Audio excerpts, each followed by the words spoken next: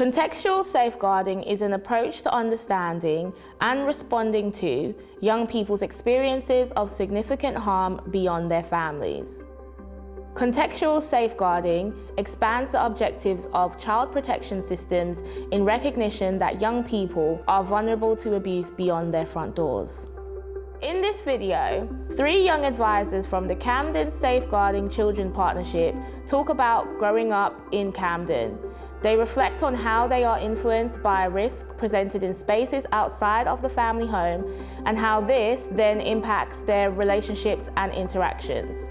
So I've lived in Camden all my life and it's changed a lot over the years. I'm originally from King's Cross, and then when I moved to Somerstown not too long ago, there was a lot of crime when I first moved in. So that was a bit worrying, and I think being a young person, a young female, where there was a lot of gang crime and knife crime, it was a little bit worrying to go out, but I think over the years that's definitely changed a lot, and COVID has had an effect as well where knife crimes kind of changed a little bit, and like the types of crime that you'd find are a bit more variant. In a way, sort of growing up in Camden, like there's a lot of things, if you check the news, there's a lot of things happening. It's a bad thing to say, but it's normal. Like normally, secondary school, you have like fights after school that can lead into something more than just a fight after school. Like to us, it's been normalized. So when you hear about things like someone got killed, it's sad, isn't it? Because you might have went to school with a person, or you might have hung around a person a couple times, but to us, it's sort of like it's normal now. It's something that's been occurring in the world. You read about it all the time, or if it happens in the world, it's due to happen where you are right now, innit? I had to do community service, which was across the road, literally fixing bikes, etc. Then yeah, because the lady that worked there also worked at the youth club I went to, because she saw I was changing and I was becoming a better person and I had ambition, she asked me if I wanted to apply to work at Camden YOS, and at the time I was working, but my contract was terminating. So I thought, why not? And I applied, and literally I've been here for like 2 years now. Done a lot of meetings, YJB board meetings, youth meetings with kids and etc. It's fun, literally. Right now we're doing virtual meetings due to lockdown, but I can't wait to sort of get back to work and do what we're doing. So I think during secondary school times, I definitely saw a lot of my own peers and a lot of people in my class be negatively affected by the people that were around them. And I think one of the biggest ones were peer pressure. Like you could definitely see it was quite prevalent in a lot of young people. And that definitely can lead to the actions and the decisions that you make, which are so imperative at such a young age because they do prove to have lasting effects. I'm grateful for the fact that I wasn't sheltered from the harsh realities of this world, because I think it's only prepared me better for it, which is really sad to kind of think and to say, because you have to be prepared for such things to happen. Often the negative experiences of friends and family can also impact on how unsafe I feel. When I was younger, I would always cross the road to avoid having to walk past a big group of teenage boys. However, as I've got older, I do feel more comfortable in my neighbourhood, and I take pride in being able to negotiate around my estate and area. Social media definitely does exacerbate my worries of serious violence.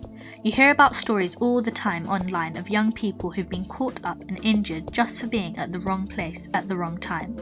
Often I find out that my peers have experienced crime through social media, and because of how viral social media is, you hear about these things in real time as they are happening. Because the amount of time young people spend on social media is quite high, it can sometimes feel like all we see is crime everywhere. As a young female, I feel more intimidated and unsafe walking alone during nightfall in case of harassment and the increased violence in some areas.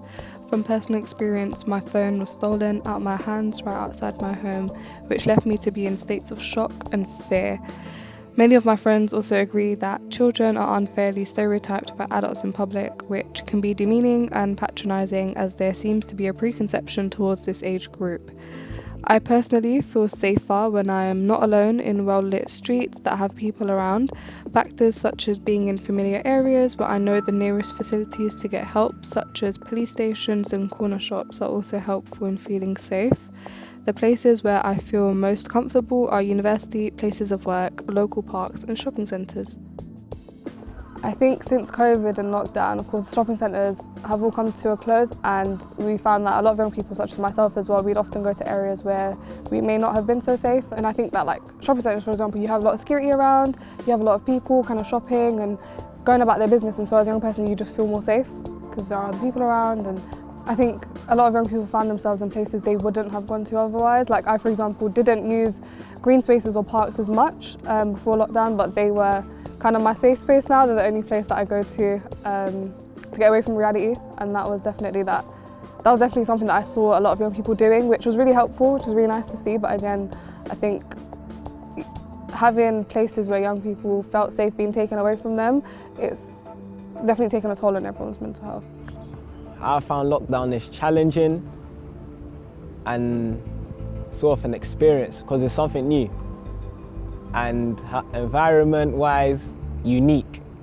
Like circumstances change all the time. There's always new challenges here too, so it's unique. You never know what to expect tomorrow. After lockdown, whatever you want to do is what you want to do. You had a lot of time to think and sort of analyze your life and where you want to head.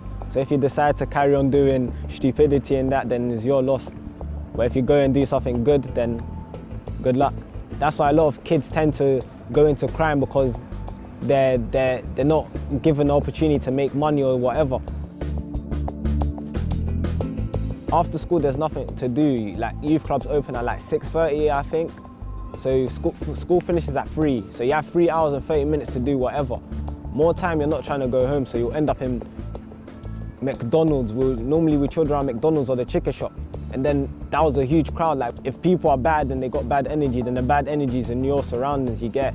Be careful with the peer pressures that you might have around you, and it's okay to say no. I learned that the hard way. It took me a very long time to say no, so it's okay to say no, and it's okay to be your own person and to have your own views and to hold your own opinions. The perpetrators, you never see them. That's the thing. In neighborhoods like this, you don't see them, and that's the sad thing. Normally you'll think people that hit on you are people you don't know, but it's really the people closest to you. I think during secondary school times, I had a police officer at my school, and I'd constantly speak to him like every single day. We'd always be talking, and if I ever had any problems, I knew to go to him straight away, and that was really nice, because I know that young people sometimes, there is a stigma attached to police, and our relationship with police can be really strained. We knew where to go to for support. We knew that had anything happened after school and we needed someone, we could go back to school, and I know that a lot of young people did that. My school, they had quite a good connection to the local shops. I don't know, now looking back at it, they did kind of practice contextual safeguarding, because they were able to inform them that obviously the students were regular users of those services, and just to make sure that they're safe, and I'm pretty sure a lot of other measures were put in place to make sure that the students using those services were safe.